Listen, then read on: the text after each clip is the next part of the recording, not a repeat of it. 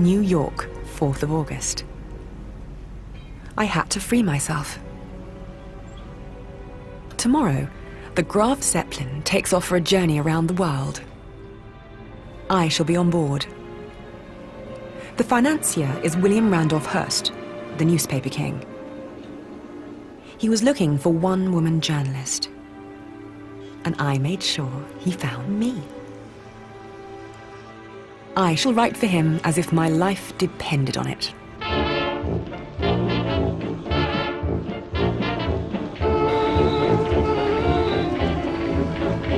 I had a bitter struggle for years, scribbling for English women's magazines.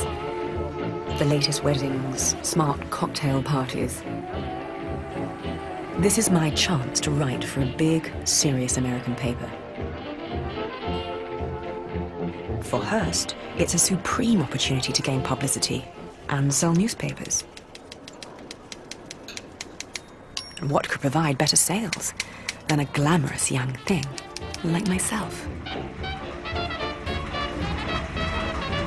The excitement of the Graf Zeppelin's departure has the whole city in its grip. The journey will be in 4 stages, from Lakehurst Airport in New York to Friedrichshafen in Germany, via Moscow, over Siberia to Tokyo,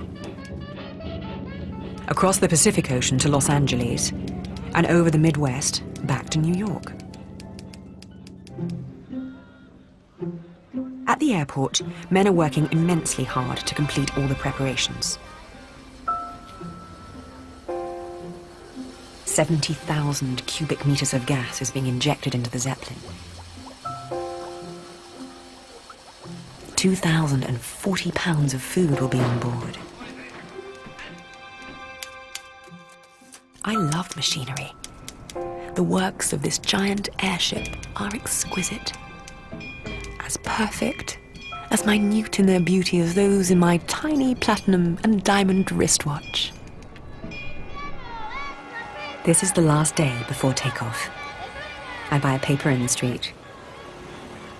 The papers are full of the flight around the world. Big headlines, the latest news.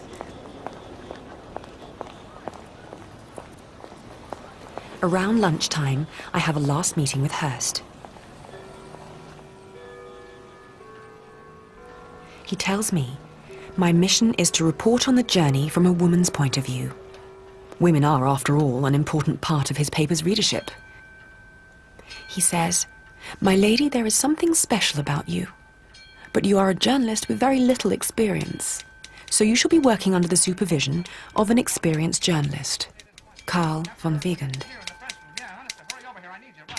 I feel the blood drain from my face. It is 6 months since Karl broke off our affair, and I haven't seen him since. I treat myself to a bench on the promenade, to calm down and to look at the American women. I met Karl on one of our working journeys. It was love at first sight. In his eyes, I recognized my soulmate. But Karl is a married man, with a wife who is mentally ill. It was his decision we should stop seeing each other. He thought it was his duty to look after his wife.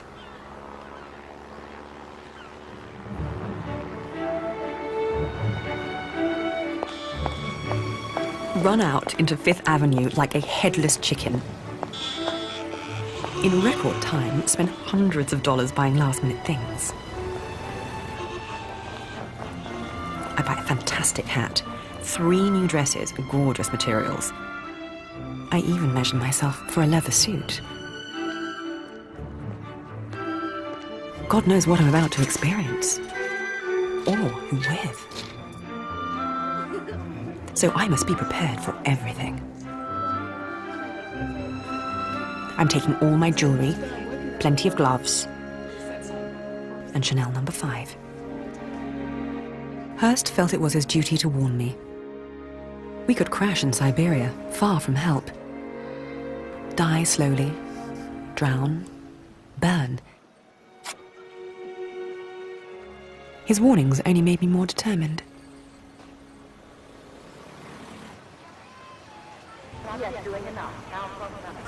New York, 7th of August. The last night. I am all nerves. Tonight, everyone will be at the Zeppelin ball.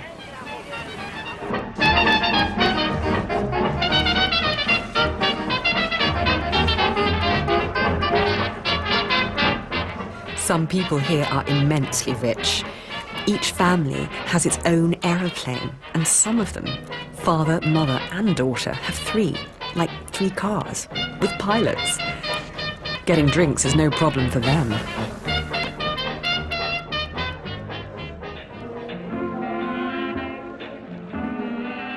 Through the crowd of dancers, I see Carl. For a moment, we look each other in the eyes. He comes up to me.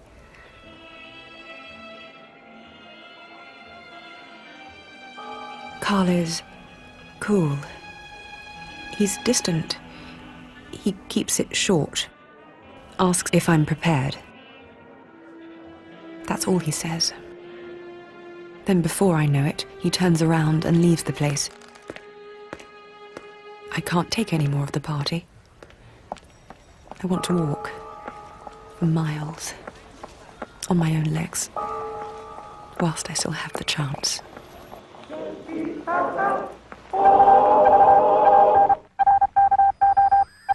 Thank you, Jack. It's a beautiful morning down here, and it's the day of the greatest aerial adventure in history. Crowds are gathering here at Lakehurst, New York, to take a last-minute glimpse of the beautiful Graf Zeppelin. And they're here to watch the departure of her flight around the world. The band is playing out a stirring farewell.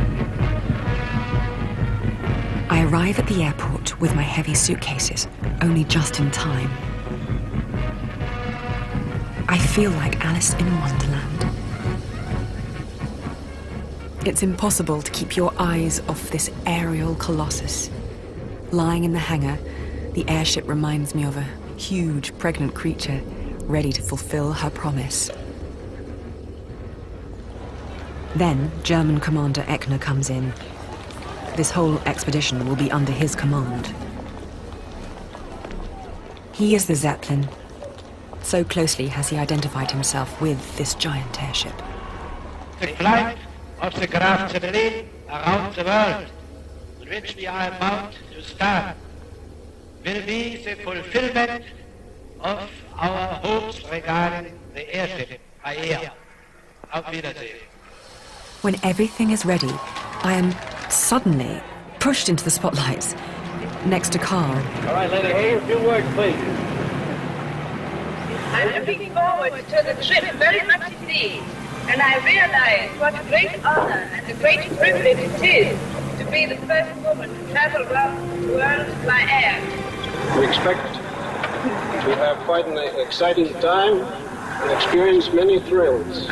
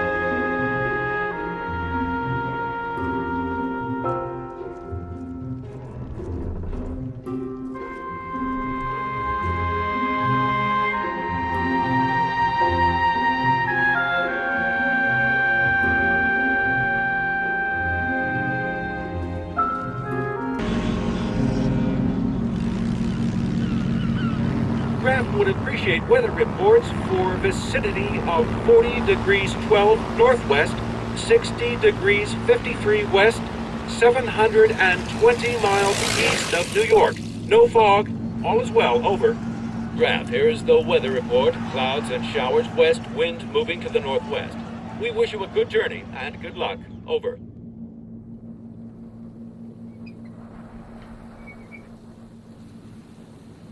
I'm still trembling all over. The sensation of being airborne, seeing everything fall away below us, and then the endless horizon. That view from north to south, from east to west. All around us, the virgin sky. I am filled with wonder.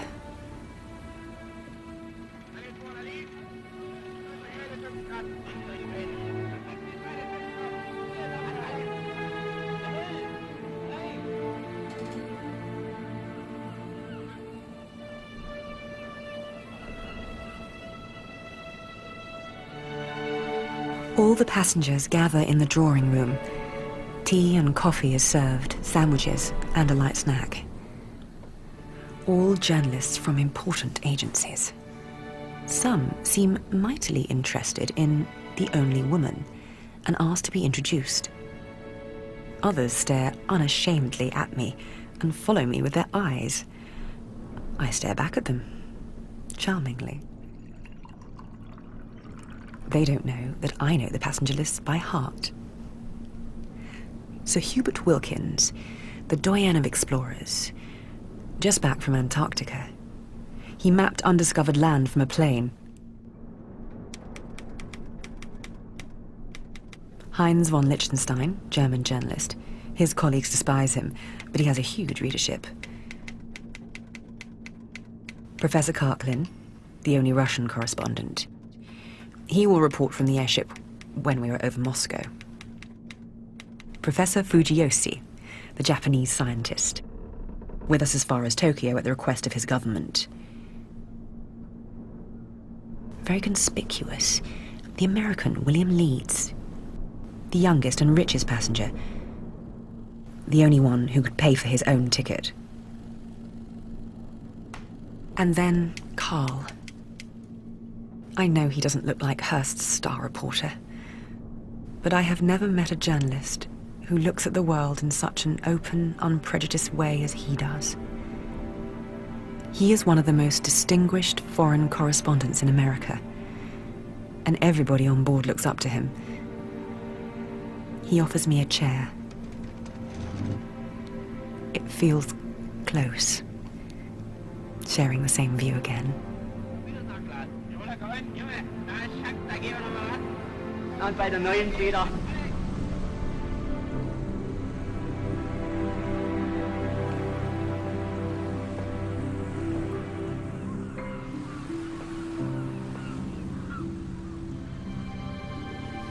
During the first hours above the ocean, it is easy enough to spend the day simply sitting by the open window, feeling the wind in my face, observing the magical colors of the sea.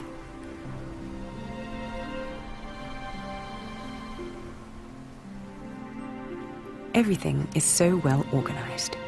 The best wines at dinner. A nice young steward who goes to an enormous trouble to look after us. At tea time, we have an editorial meeting. Carl and I make a division of tasks. I shall write short daily travel impressions. Carl will do a long article about European politics. After Berlin, he wants me to write a long piece about Russian politics. I am alarmed, but keep a grip on myself. I tell my neighbour that although I once had an interview with Mussolini for a British ladies' magazine, I don't dare get close to Stalin. Carl falls into one of his chilly silences. Look around, he says. Get close to Karklin.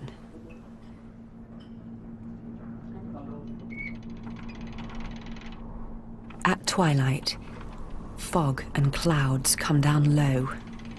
Commander Eckner keeps us under the clouds until the darkness envelops us, forcing us to go higher. Oh my word. There it is.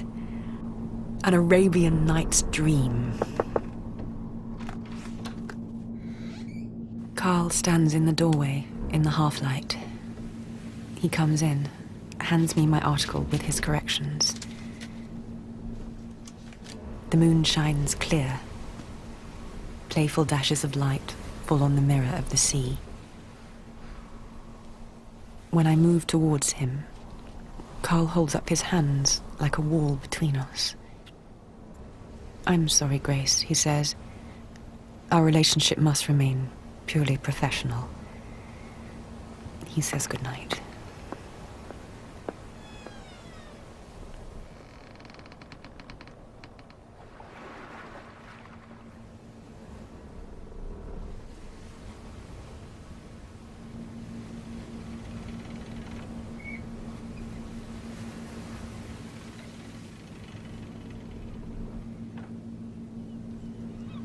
After 2 days flying above the Atlantic, at 5:40 in the morning, Captain Lehman comes around calling out, "Land! Land!" The men on the bridge are wildly excited, which brings us all out in greatest haste to see it.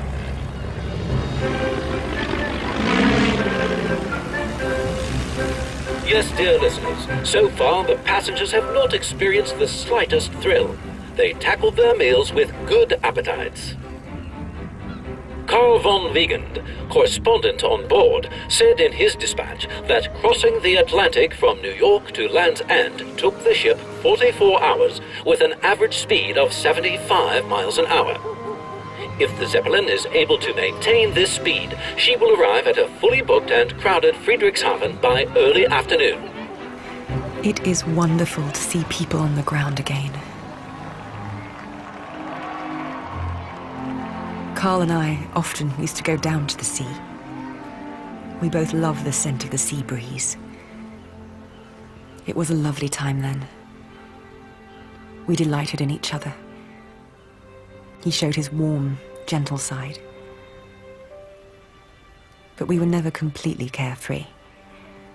There was always the shadow of Carl's wife, Inez.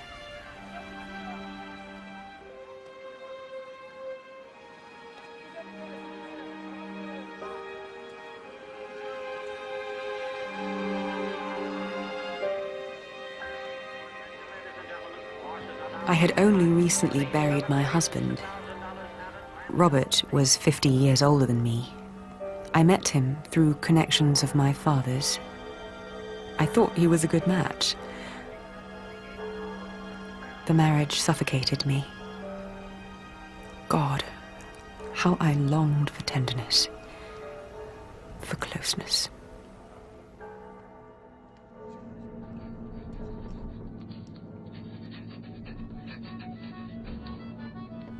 En route for Friedrichshafen, 11th of August. German Captain Lehmann comes by at regular intervals, takes an interest in my welfare, makes sure the steward takes good care of me. He plays the accordion wonderfully. I'm feminine enough to revel in small attentions.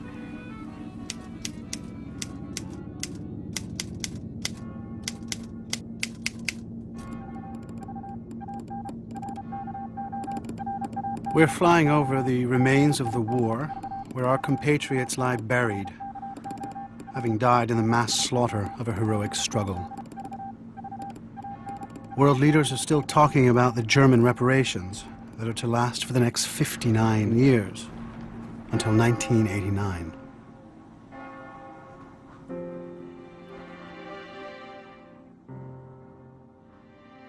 The discussions have become heated. Europe is seen as a hotbed of conflict. Opinions are divided. Optimists like Leeds see a golden financial future. Karklin is a rock-solid believer in the communist utopia. Carl takes no part in the discussions. He's a man of few words. What he has to say he says in his articles.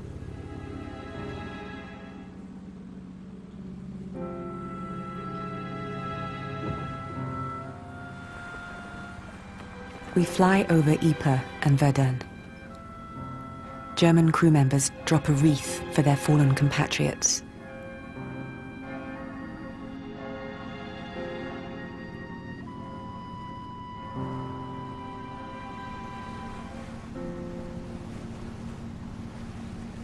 The water of the Bodensee and the small town of Friedrichshafen lie in the distance on the horizon.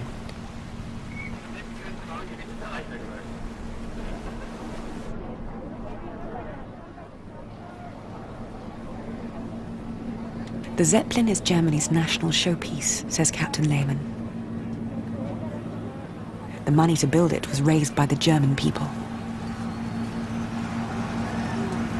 The airship is a symbol of national unity. This is their airship, he says. Their Zeppelin has come home.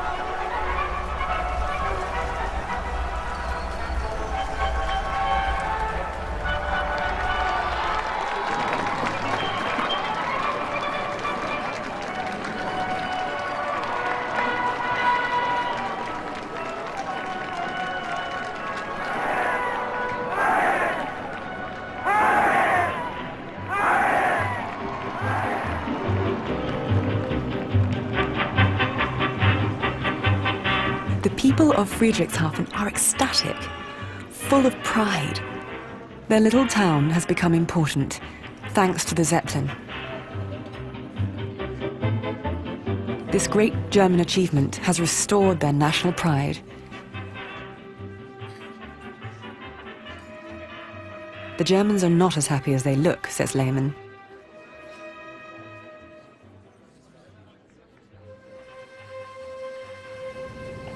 The original plan was to fly from Friedrichshafen to Friedrichshafen. Germany has no more money to spend, so Hurst pays. He owns the journey and flies from New York to New York.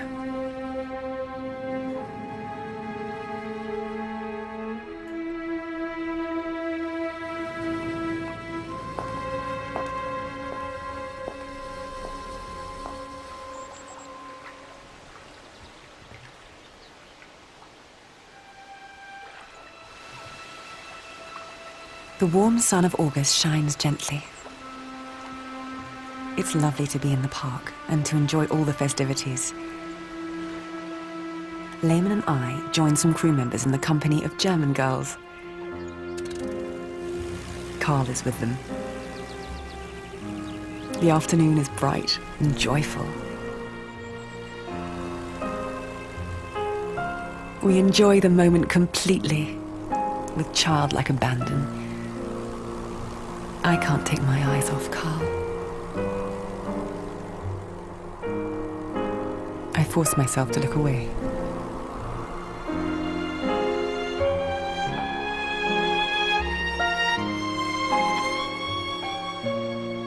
I sleep badly at night, too warm and stifled, and dream that there are lots of snakes, all chasing me, trying to bite me. One big one comes after me, wants me to kiss it. It is almost piteously aware of its repellent appearance and kind of shy. And it knows I hate it. And I'm frightened. I beg and beg. And it says that if I would only kiss it, it would acquire a soul. I'm in a dreadful fix. For I see its fangs and fear it to be poisoned. But I do let it touch my lips. I wake up early, sweaty, sicky, and not well.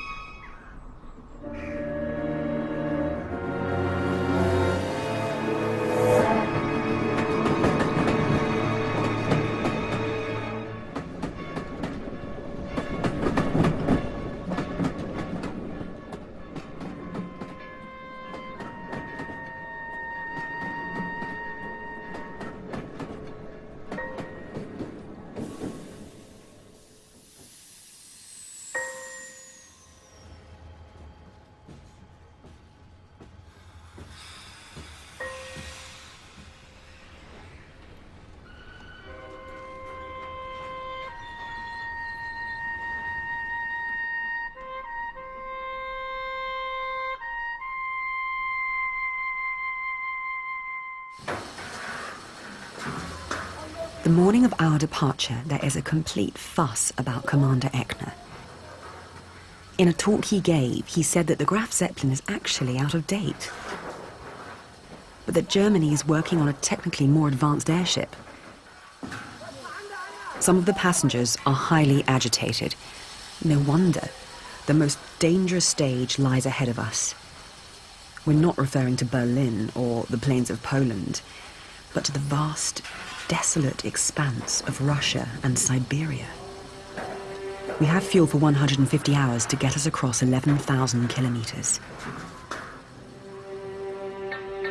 One of the passengers gives a radio interview full of self-importance. I must be very careful in view of the pledge of silence expected from me. I want to consult some fellow lawyers before I say anything. Eckner addresses us. He is honest and direct. He has spoken to Stalin's staff. Russia has opened her gates so that we may fly over her vastness. This is an expedition. Eckner will give his life for our safety.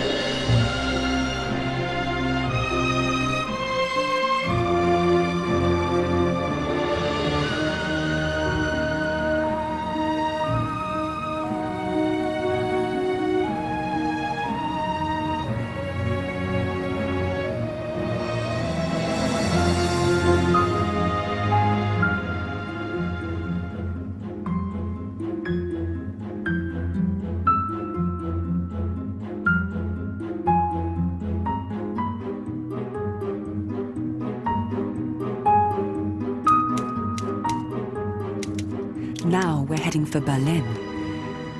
Everybody is happy to be on the move again and eager to see Berlin. I find it hard to concentrate. Political disagreements have melted away. Everyone is singing, laughing, and dancing, looking like a bunch of idiots.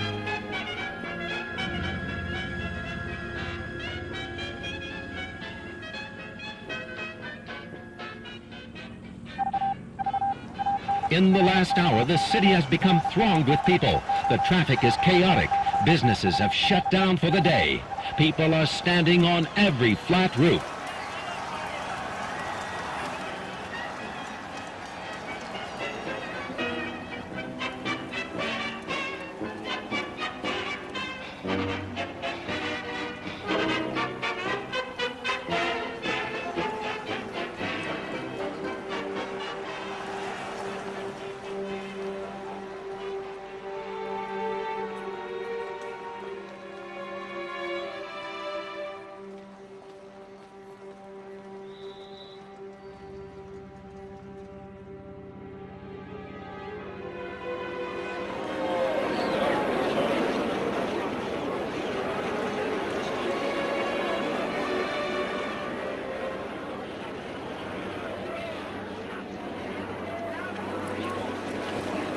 Not everybody is celebrating the arrival of the Zeppelin.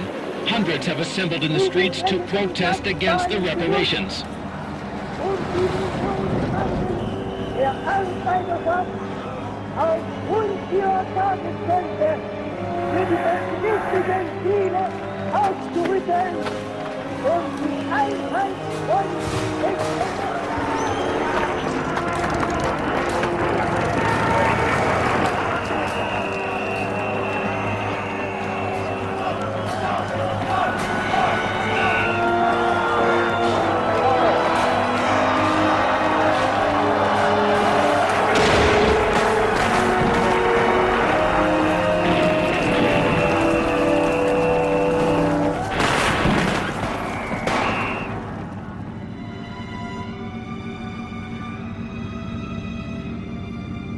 Just past the Polish frontier, 15th of August. The violence was horrible.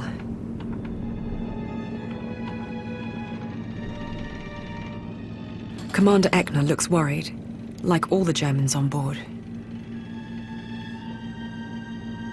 Deep down, I know I should write about it. That it's important to take note of the present extremist violence. I prefer to ignore it. The crew have now warned us very seriously of what is coming and put us all on a limited ration of water. The men were advised not to bother with shaving and washing from now on. They make an exception for me. Who wants to sit at a table with an unwashed woman?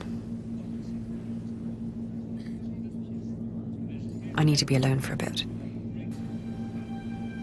to let all the experiences sink in. I long for privacy, but the walls here are paper thin.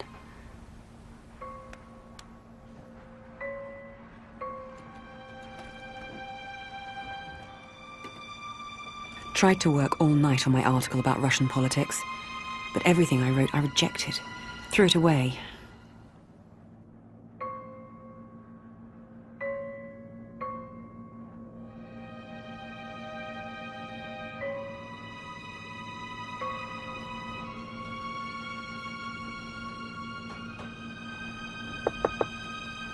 Carl comes in to collect my latest copy, to send it to Hurst.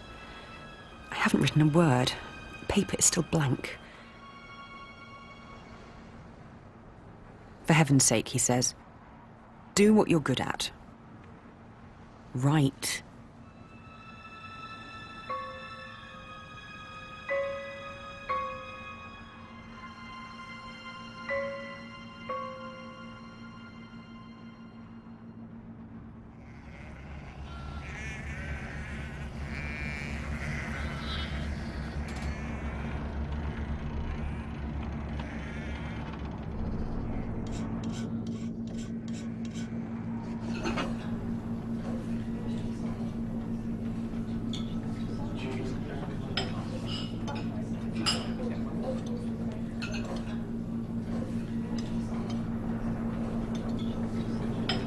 Above Russia, 150 miles from Moscow, 16th of August. All my colleagues are busy writing. Russia seems to inspire everyone. I overcome my resistance and talk to Karklin.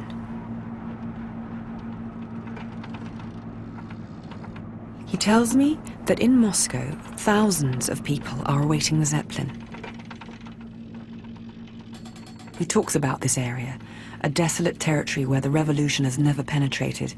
Collective farms are the way to bring the revolution to the backward countryside. I tell him that the stagnation of the revolution seems an unquestionably positive matter. The Bolshevik is distinctly annoyed.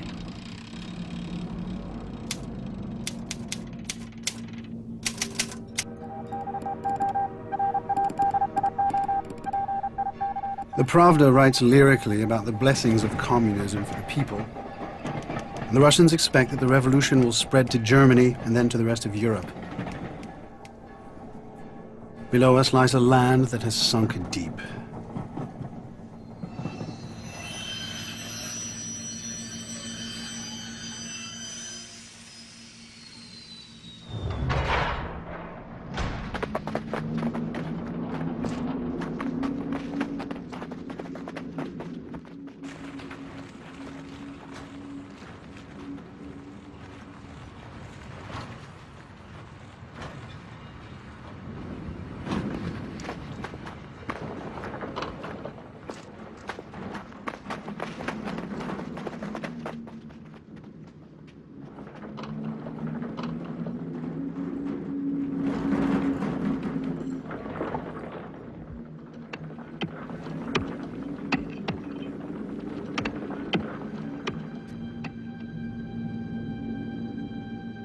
Suddenly, the airship makes a sharp turn to the north.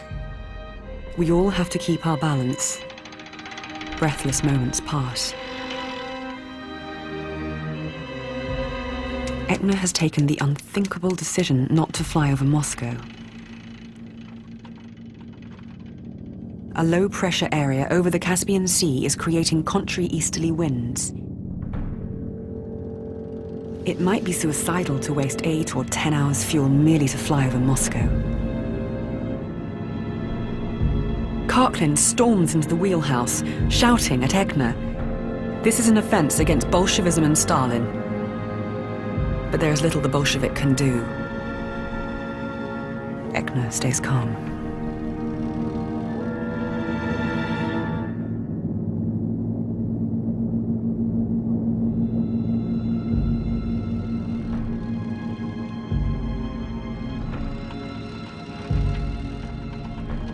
The illegal Russian government is furious that we didn't go to Moscow. They warn Ekner that if he wants a direct air route from Germany to Japan, he should have stopped in Moscow. They say that Russian airplanes were standing by to give us help as needed. In my opinion, Ekner is right in not wanting to exchange information with the Soviets.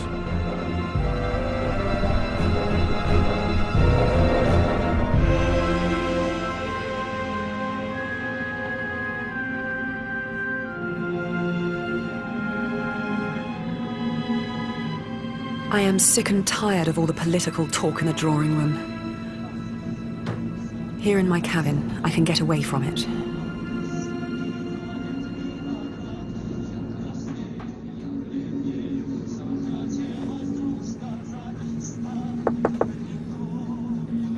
Why does he keep coming to see me?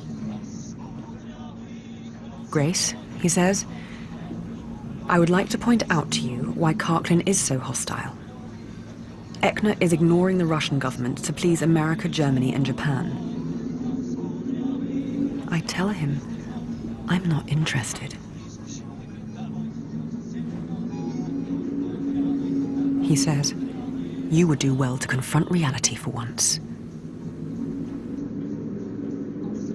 I ask him, what is the reality of this? I want to push him out of my cabin. But I ask him to leave.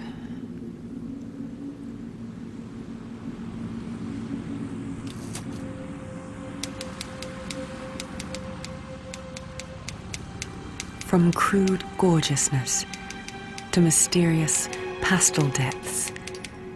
From harsh jaggedness to the seduction of the intangible. Falling night weaves a spell of romance over the twilight-dimmed landscape.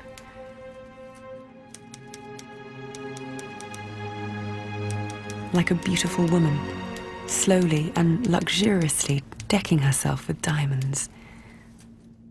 The mountains of Russia take on gleaming clusters of sparkling lights as one by one the tiny villages illuminate themselves against the darkness.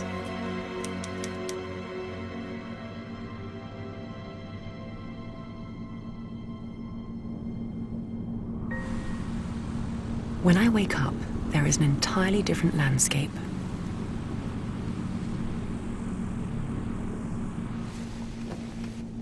We look out at innumerable lakes, marshes, and the sinuous, coal-black river Tunguska, slithering 1,160 miles through endless forests, where there is seldom a sign of human habitation.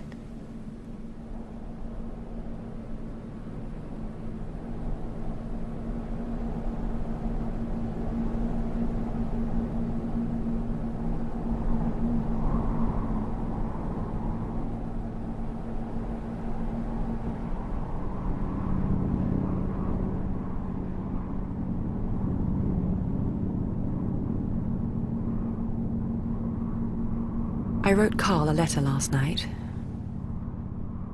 I cancelled our collaboration in view of the incompatibility of our characters. My decision is firm.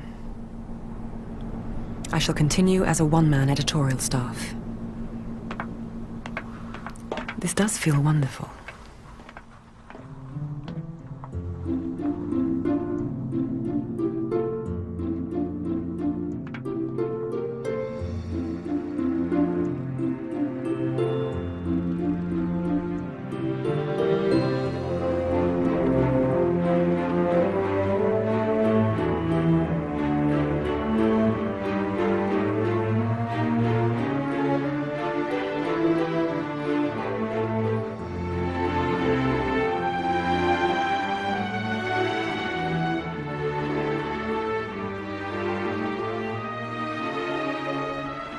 The cook has found a stowaway in the storage area. He's still a boy, no older than 16. On his way to Los Angeles to become a film star. He's been given a hero's welcome.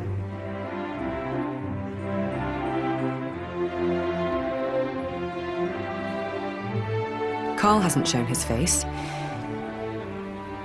He's even had his dinner served in his cabin. And I've informed him in a letter that I claim the stowaway for my article. He will do well to respect that.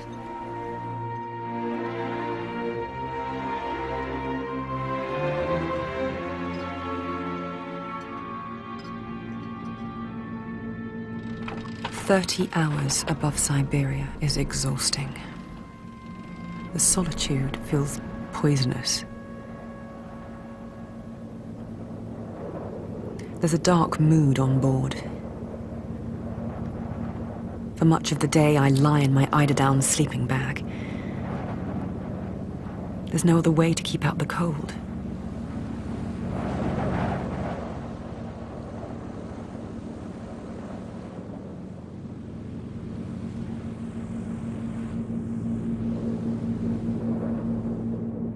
The Tunguska flows into the northernmost ice lake of Siberia. This must be Yakutsk, a community of tens of thousands exiled by the Tsarist regime, criminals and political dissidents. If you consider the distance we have traveled, this place is a bleak wilderness of cold and isolation from which nobody can ever escape.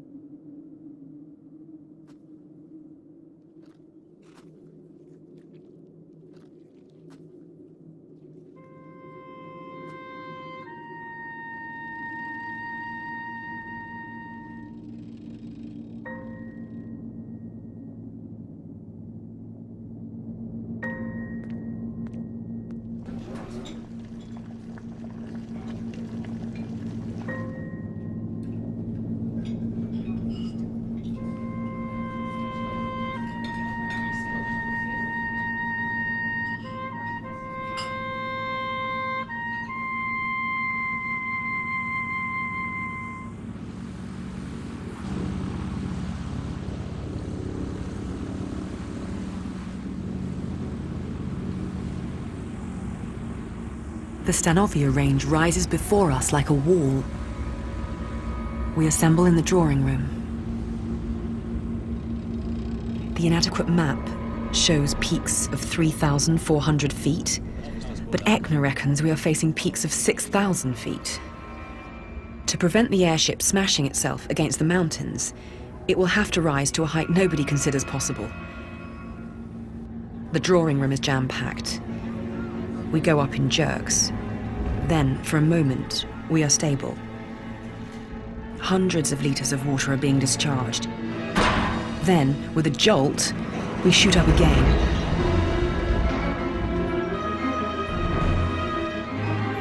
I can't see anything, and with every shock I'm pressed indecently close to those around me.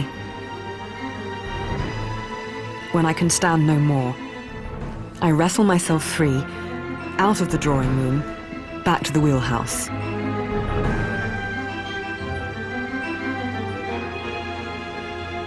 I find myself next to Carl.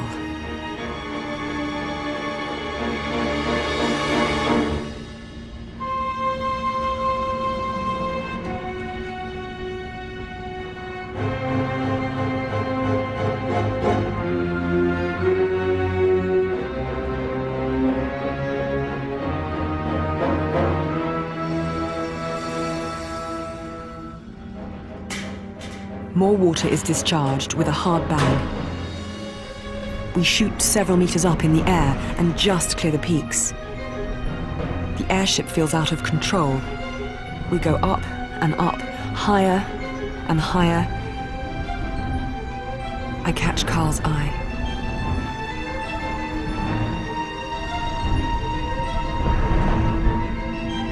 We climb up through the clouds. At last, through the gaps, we see the West Pacific. We have survived.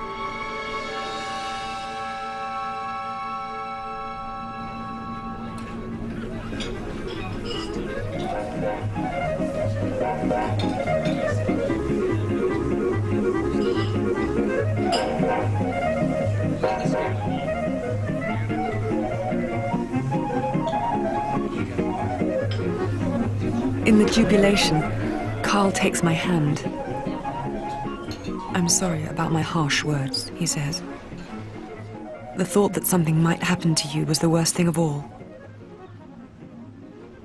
His eyes are soft and affectionate. So I tell him it's all right.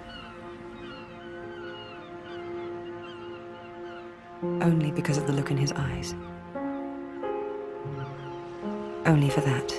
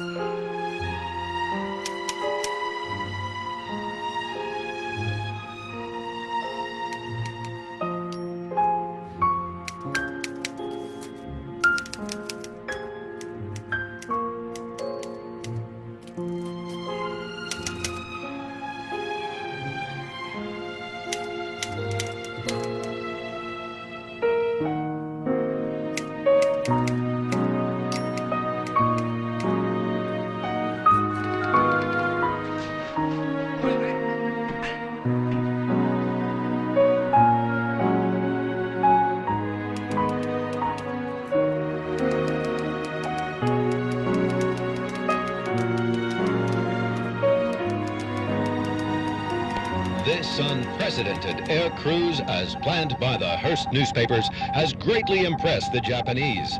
Japan will never forget that moment when this wonderful airship appeared in the blue sky above.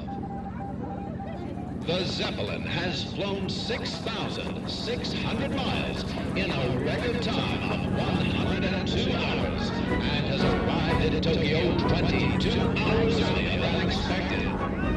This brilliant success of dramatic science and energy has shortened the distance between the East and West to an extent hitherto unimagined. It will have a tremendous impact on the development of German air traffic, with, we hope, great strengthening of German-Japanese friendship. Tokyo, 19th of August. A continuous round of parties, receptions, and interviews. Hurst has instructed me to give as many interviews as possible.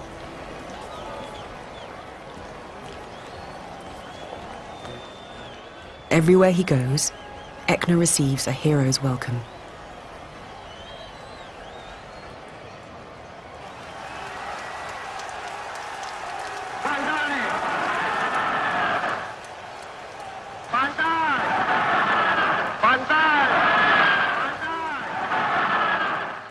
Downstairs in the hotel lobby, the official festivities continue undiminished.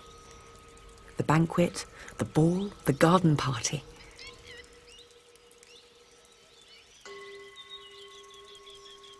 Carl has excused himself. He's too tired after the journey.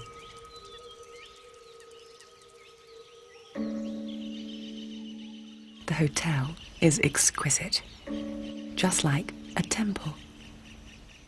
After the hell of Siberia, this is a fairy tale. The garden is full of flowers and ponds full of goldfish. It's warm, thank heaven. I'm feeling so starved of warmth.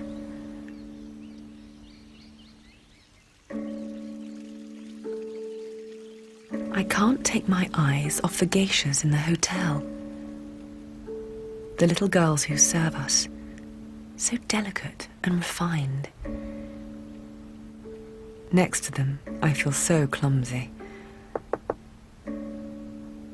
Carl comes to my door.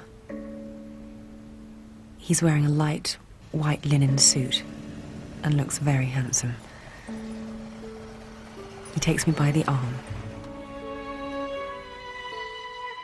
We sneak out of the hotel. As we wander through the streets, we talk about no matter what. I feel a lot more myself again.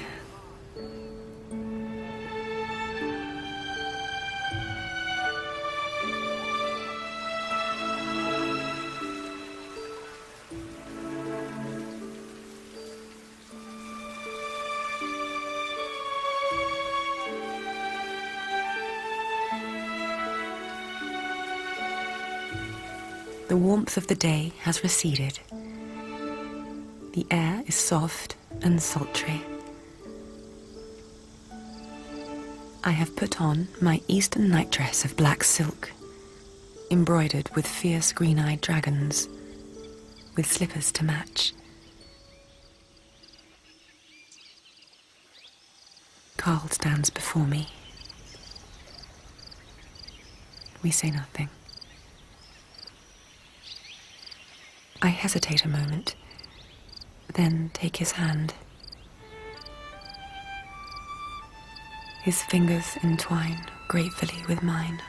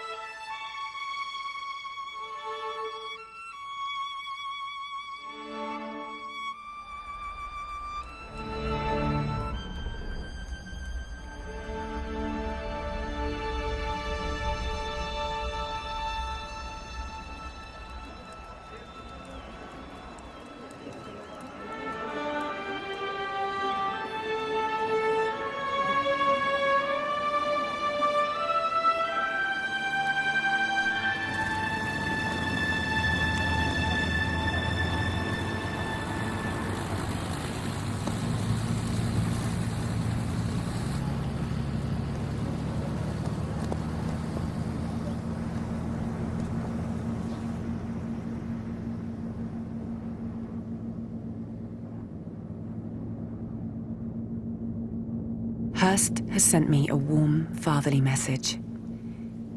He says that my articles are brilliant front-page material, and the sales are enormous. I feel well, had a good night's sleep. I'm full of energy and joyful expectation. Carl looks happier than he has done for ages. But then the steward appears, holding a telegraph in his hand. It's from Carl's wife, Inez. My heart sinks.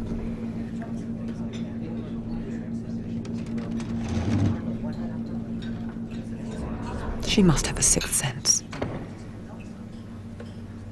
she announces that she'll be waiting for Carl in the hotel in Los Angeles.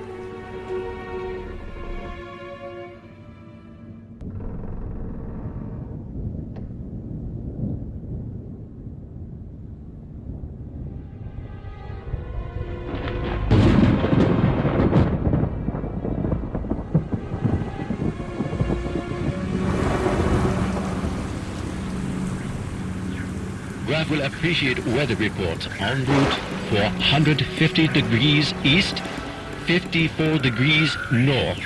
Over. Graf, here is the weather report. Clouds and showers. Very strong wind west, moving to the northwest. Devastating storm expected. And typhoon. Try to return to Japan. Over. Thank you for your help. We cannot turn around. The wind is sucking us in. There is no way back. May God help us to get through.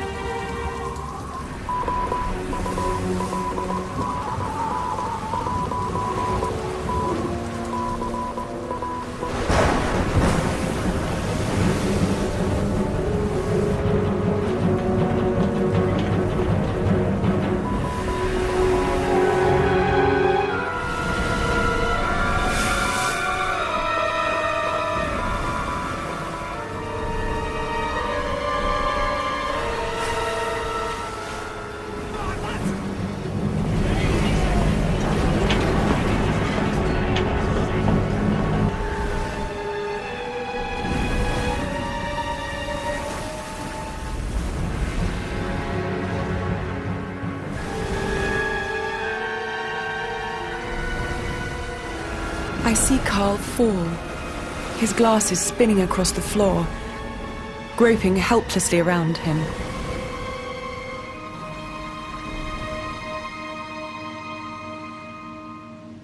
It was too short for us. The step between life and death is a small one. I'm not afraid. I'm not afraid. There are fears that a tragedy has taken place. It appears that the Graf may be lost. As far as is known, the airship ran into a storm. Since that moment, radio contact has been broken. The Graf appears to have disappeared in a storm above the Pacific.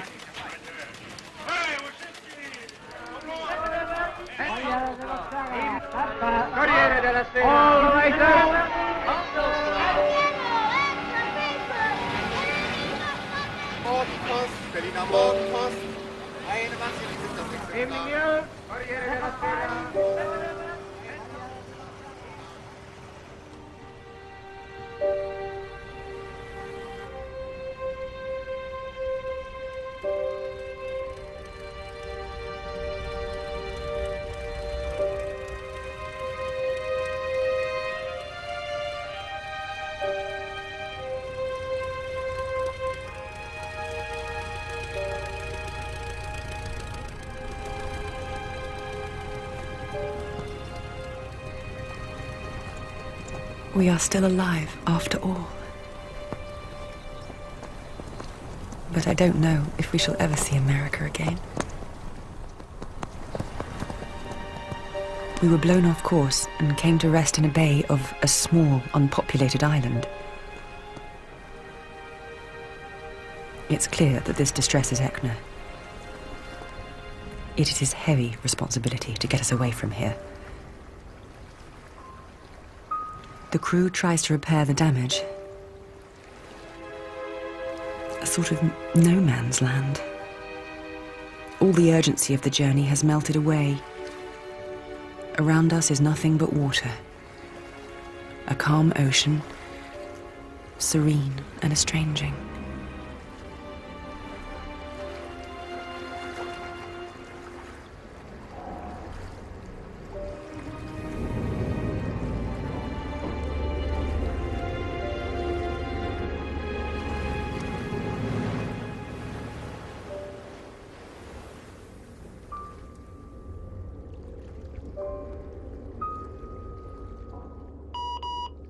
No one knows if those on board are still alive. Search operations from Japan and America are underway. We can only pray for the lives of Commander Eckner, his passengers, and his crew. It's incredible that we have survived. Just a few people slightly injured. We take turns at keeping watch by the window day and night, looking out for land.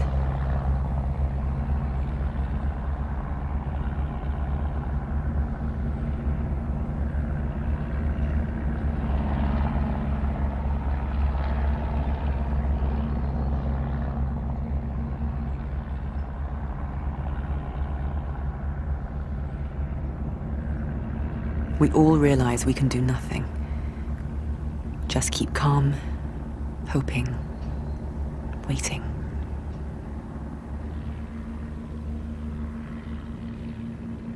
Everyone feels anxious. But not me.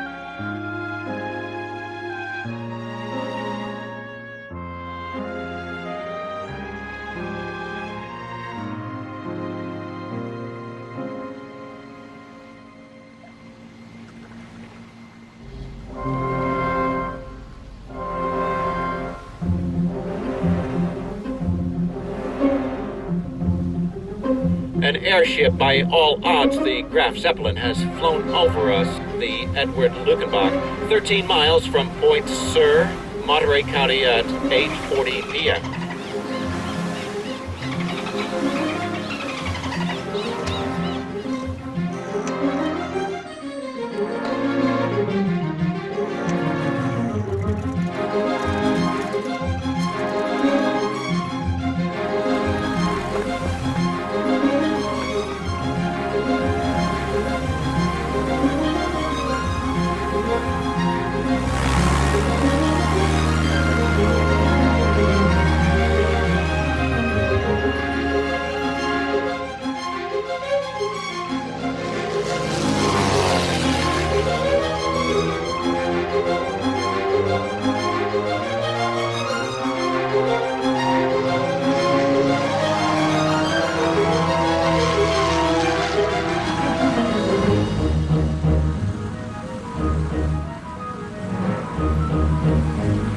The drawing room has changed into a newsroom. We bring the good news. We are back and we have survived. We are all in competition. I am working like mad to finish my dispatch, whilst trying to be civil to people. I want to be the first to go into the radio room.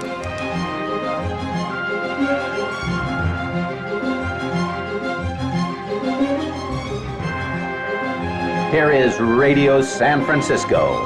The Graf Zeppelin has been found again after being missing for 2 days and is now flying over our city. The Graf has managed to cross the Great Pacific Ocean.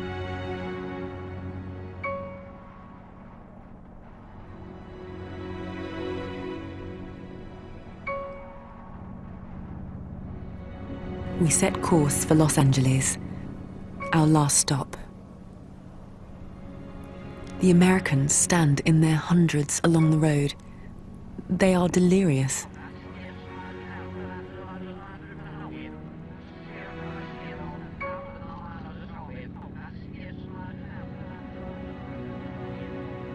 We are back in reality. I am scared to death of coming face to face with Inez.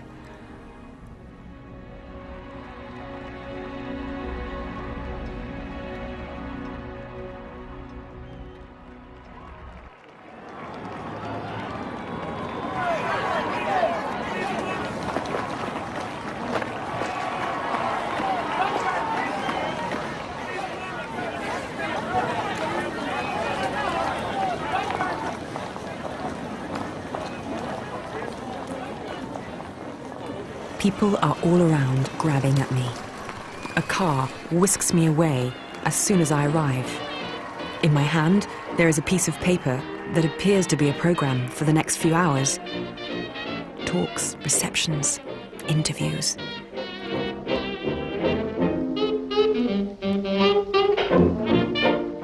I'm exhausted when I get to this jam-packed hotel. This crowd of merrymakers consists of local politicians and businessmen. They all want a piece of the pie.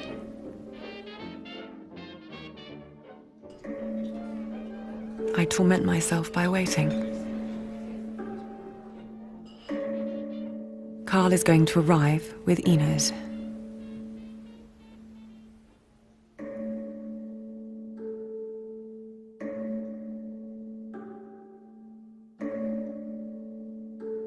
When I see them dance affectionately, so close, I know it can't be. It cannot be. I must move on.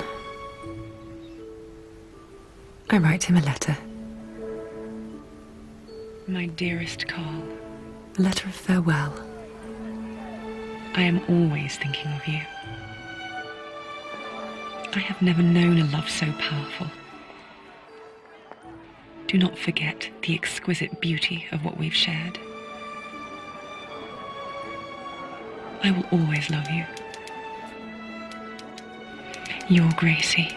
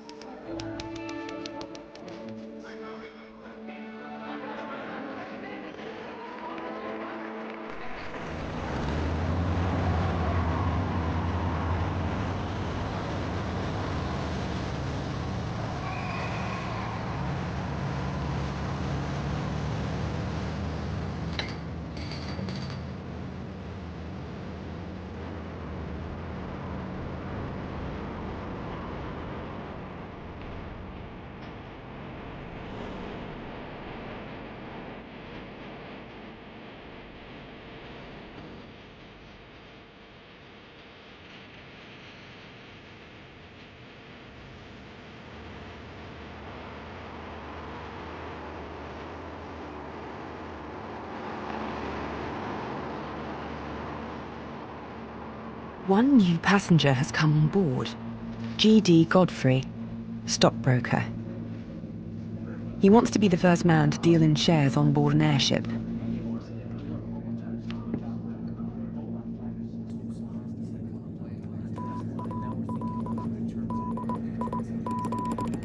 There is a feverish atmosphere since Godfrey started trading in shares.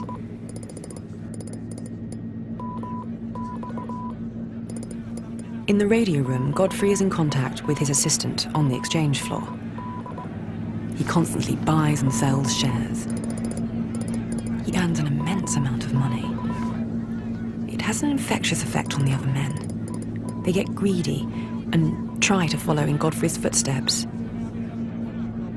We glide over the Midwest, but all that seems to matter to them is the stock exchange. Carl and I don't talk anymore. He maintains a deep silence about my letter.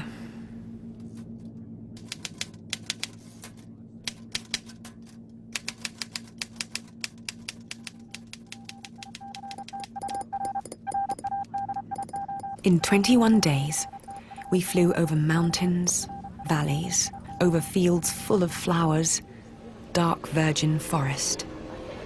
We explored countries where people live as prisoners, where human life has no value. Here, in the land of the free, there seems no limit to the horizon.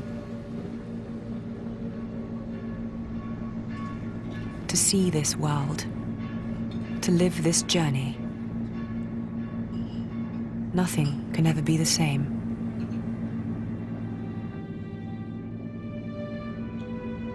We are in radio contact with the Graf. We hear that after a good rest, Eckener has come out of his cabin to fly the airship over New York. The old man is back in front. After sending my last dispatches to the newsroom, I get an enthusiastic message back from Hurst. You better prepare yourself, girl, for a splendid reception in New York. Gosh. What a glorious moment! The airship salutes our Statue of Liberty.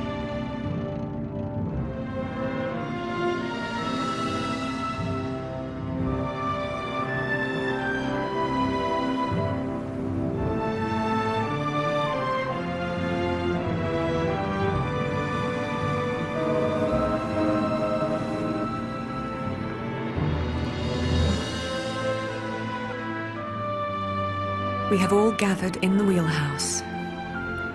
It's a breathtaking and solemn moment. We are silent and moved.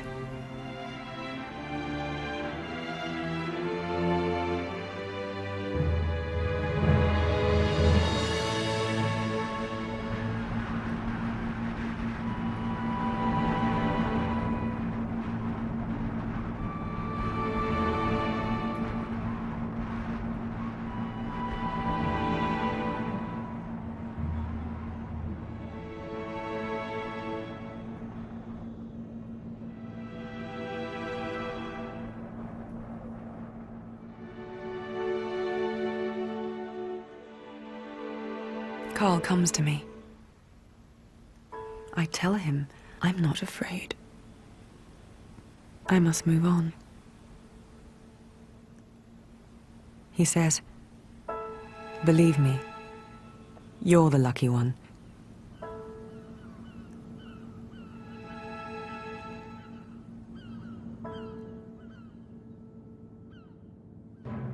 Yes, people, 5,000 men, women, and children are sitting on newspapers in the park. The streets are packed. All available parking places have been taken. Deafening cheers rise up when the Zeppelin appears on the horizon. But when the airship flies over, the thousands standing to watch are silent. Drivers are breaking all the rules, putting the brakes on and climbing onto the roofs of their automobiles. The police are trying to keep everything under control. They issue warnings and blow their whistles, but no one pays any attention. Pretty soon, the officers give up, shrug their shoulders, and turn their eyes up to the sky to join the watchers. Yes, people, New York has gone crazy.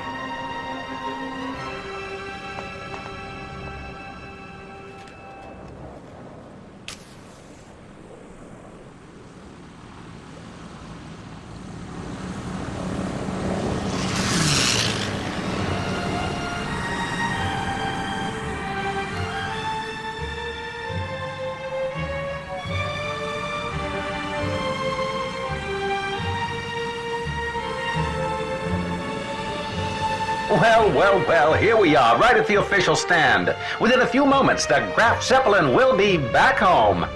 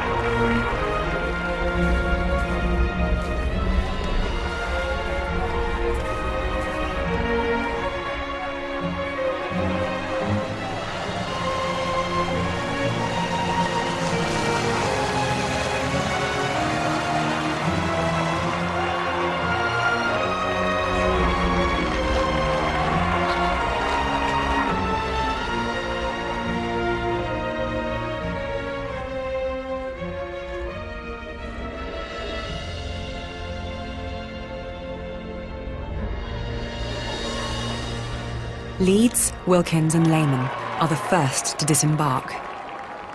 They are given a hero's welcome.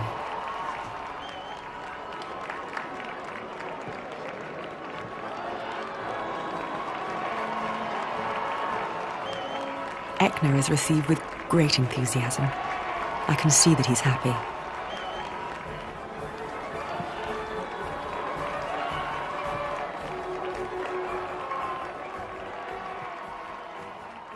I wait until it is my turn. Then I realize that outside the crowd is clamoring for me. For me.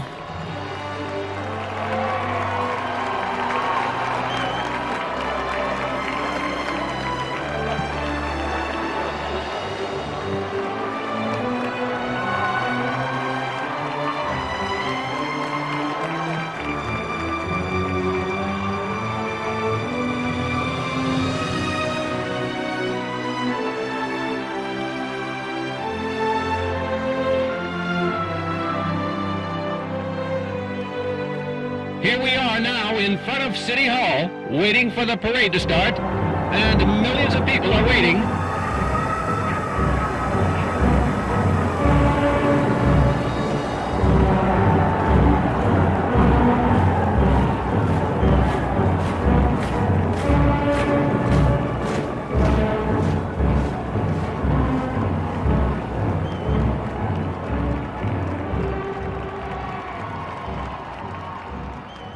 I ride in the parade behind Eckner.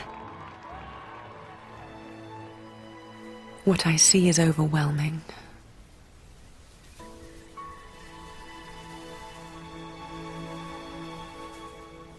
I have enjoyed the privilege of being the first woman to fly around the Earth. I am the luckiest girl in the world.